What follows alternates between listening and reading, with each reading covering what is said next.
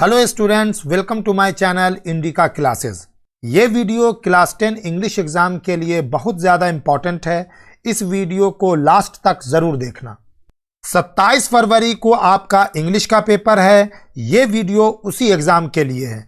अगर आपने अभी तक इंग्लिश कुछ भी नहीं करा है तो ये वीडियो लास्ट तक देखना। फर्स्ट फ्लाइट के पोएट्री सेक्शन में आपका एक भी क्वेश्चन मिस नहीं होगा। मैं यहाँ पर जितने क्वेश्चन बता रहा हूँ, अगर आपने इनको कर लिया तो पोएट्री के 3 मार्क्स वाले एक भी क्वेश्चन मिस नहीं होंगे, क्योंकि ये सारे क्वेश्चन फिक्स्ड हैं। तो वीडियो को लाइक कर देना, शेयर कर देना और अगर नए हो तो चैनल को सब्सक्राइब भी कर देना।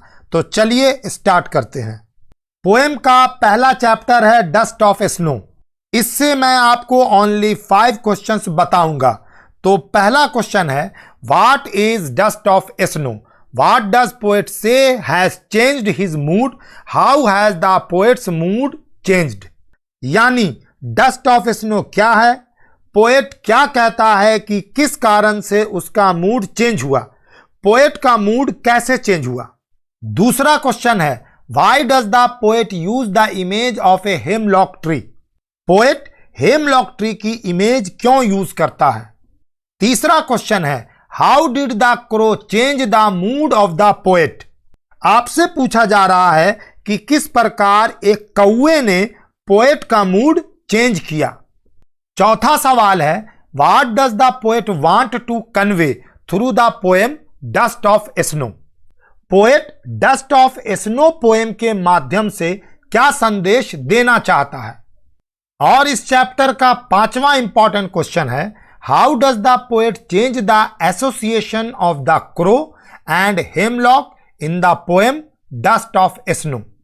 डस्ट ऑफ स्नो पोएम में पोएट ने क्रो और हेमलॉक ट्री के एसोसिएशन को कैसे चेंज किया है।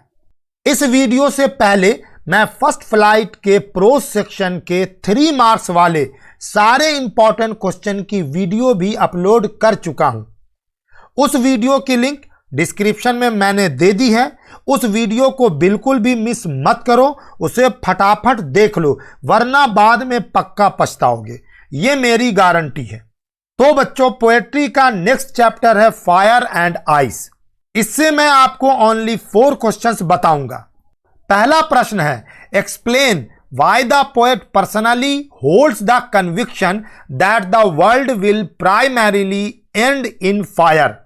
पोएट व्यक्तिगत रूप से यह क्यों मानता है कि यह दुनिया आग में जलकर समाप्त हो जाएगी। दूसरा क्वेश्चन है, what did the religious man tell the poet? Religious आदमी ने पोएट को क्या बताया।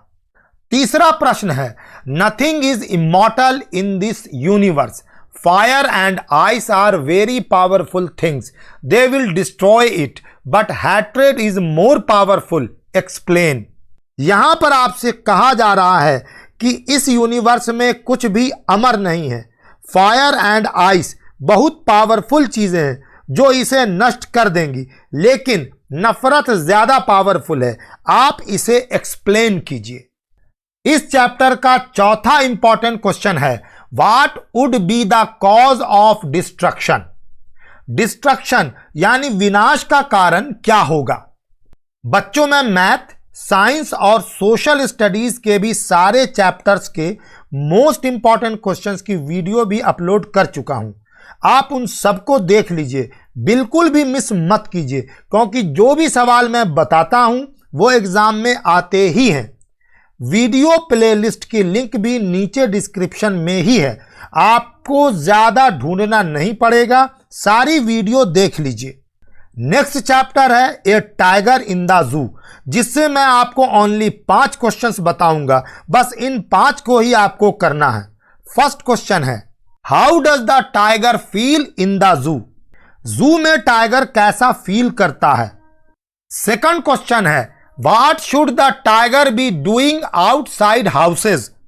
मतलब टाइगर घरों के बाहर क्या कर रहा होता। थर्ड क्वेश्चन है, What caused terror in the village? किस चीज से गांव वाले आतंकित हो जाते, डर जाते। फोर्थ क्वेश्चन है, how does a tiger feel in the forest? एक टाइगर जंगल में कैसा फील करता है? और फिफ्थ क्वेश्चन है, the tiger in the poem a tiger in the zoo has some obvious limitations, describe them in contrast to its natural habitat. A tiger in the zoo poem में tiger की कुछ स्पष्ट limitations हैं, मजबूरियां हैं।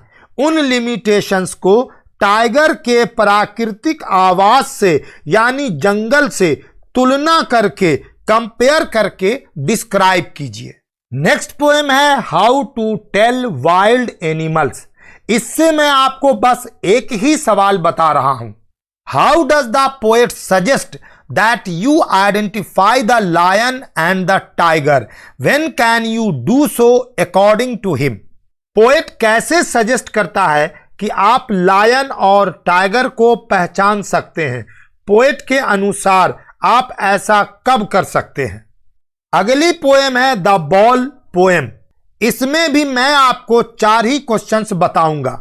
Question number 1 है, a ball is an easily available inexpensive thing, then why is the boy so sad to lose it? एक ball आसानी से मिल जाती है, सस्ती वस्तु है, लेकिन फिर भी वो लड़का गेंद खो जाने पर, बॉल खो जाने पर उदास क्यों हो जाता है? क्वेश्चन नंबर 2 है, what does the poet mean by all his young days into the harbor? all his young days into the harbour कहने से पोएट का क्या मतलब है? पोएट ये सेंटेंस क्यों कहता है? क्वेश्चन नंबर 3 है, he senses first responsibility, what responsibility is referred to here? वो पहली जिम्मेदारी महसूस करता है, यहां पर किस जिम्मेदारी की बात की जा रही है? और क्वेश्चन नंबर 4 है, what thoughts about loss does the poem the ball poem evoke in the reader? आपको बताना है द बॉल पोएम नामक पोएम लॉस के बारे में किन विचारों को, किन थॉट्स को जगाती है। चलिए अब फटाफट से नेक्स्ट पोएम पर चलते हैं। अगली पोएम है अमेंडा। इससे भी 5 सवाल बहुत इंपॉर्टेंट हैं जिनको मैं आपको बता रहा हूं। पहला प्रश्न है, who is the mermaid in the poem Amanda, what does she wish to do? Amanda नामक पोएम में जलपरी कौन है, मरमेड कौन है और वो क्या करना चाहती है?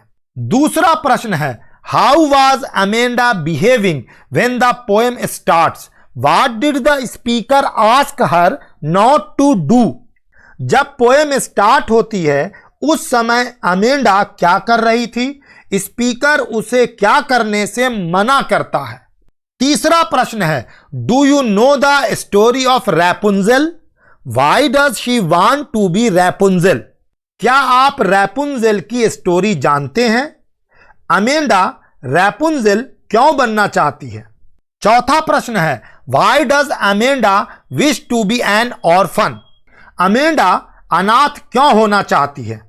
और पांचवा प्रश्न है, what message does the poet want to give through the poem Amanda? Amanda poem के माध्यम से पोएट क्या संदेश देना चाहता है? तो ये थे अमेंडा के मोस्ट इंपॉर्टेंट 5 क्वेश्चंस। अब चलते हैं नेक्स्ट पोएम में। नेक्स्ट पोएम है द ट्रीज। इस पोएम से इस बार 2 क्वेश्चंस ज्यादा इंपॉर्टेंट हैं, जिसमें से फर्स्ट क्वेश्चन है, what are the 3 things that can't happen in a treeless forest? ऐसी कौन सी 3 चीजें हैं जो एक बिना पेड़ों वाले जंगल में नहीं हो सकती हैं? और सेकंड क्वेश्चन है, the poem the trees presents A conflict between man and nature, discuss the statement. The trees नाम की ये पोएम मानव और प्रकृति के बीच होने वाले संघर्ष को, कन्फ्लिक्ट को दर्शाती है। इस स्टेटमेंट को डिस्कस कीजिए। अब फॉग पोएम को देखेंगे। इससे एक ही सवाल है, does the poet actually say that the fog is like a cat? Find 3 things that tell us that the fog is like a cat. क्या सच में पोएट कहता है कि फॉग एक बिल्ली की तरह है? 3 ऐसी बातें बताइए जो हमें बताती हैं कि फॉग एक बिल्ली की तरह है। अब नेक्स्ट पोएम पर चलते हैं। यह पोएम है the tale of Custard the dragon. इसमें से आपको बस 3 क्वेश्चंस करने हैं। पहला क्वेश्चन ये रहा, give 1 reason why the tale of Custard the dragon is more a fable than a ballad. आप एक रीजन दीजिए कि क्यों the tale of Custard the dragon एक बैलेड ना होकर एक फेबल है। क्वेश्चन नंबर 2 है, why did Custard the dragon cry for a nice safe cage. Custard the dragon क्यों एक बढ़िया और सुरक्षित पिंजड़े के लिए चिल्लाता रहता है। तीसरा सवाल है, how did Custard prove the cowardly dragon try to be untrue. किस तरह कस्टर्ड द ड्रैगन यह सिद्ध करता है कि उसे कायर ड्रैगन कहना सही नहीं है। लास्ट पोएम है फॉर एनी ग्रीगोरी। इससे आपको बस 2 क्वेश्चन करना है। पहला क्वेश्चन है, what does the young woman wish. वो जवान औरत क्या विश करती है। और दूसरा क्वेश्चन है, why is the youth in despair in the poem for any Gregory. For any Gregory poem में जवान आदमी निराश क्यों है। तो प्यारे बच्चों, ये थे पोएट्री सेक्शन के मोस्ट इंपॉर्टेंट 3 मार्क्स क्वेश्चंस जो एग्जाम में आएंगे ही आएंगे, बिल्कुल फिक्स है ये बात। अब आप इसकी पीडीएफ मांगेंगे तो बच्चों इस चैनल के टेलीग्राम ग्रुप को ज्वाइन कर लो, लिंक नीचे डिस्क्रिप्शन में है। वहां पर इन सारे क्वेश्चंस के आंसर की पीडीएफ मिल जाएगी, बस डाउनलोड करो और याद कर लो। वीडियो यूजफुल लगी हो तो लाइक करो, शेयर करो और नए हो तो चैनल को भी सब्सक्राइब कर लो। पूरे 12th क्लास तक तुम्हारा साथ दूंगा, तुम्हारी पूरी हेल्प करूंगा। नेक्स्ट वीडियो फुटप्रिंट्स की होगी। तब तक के लिए take care and good bye.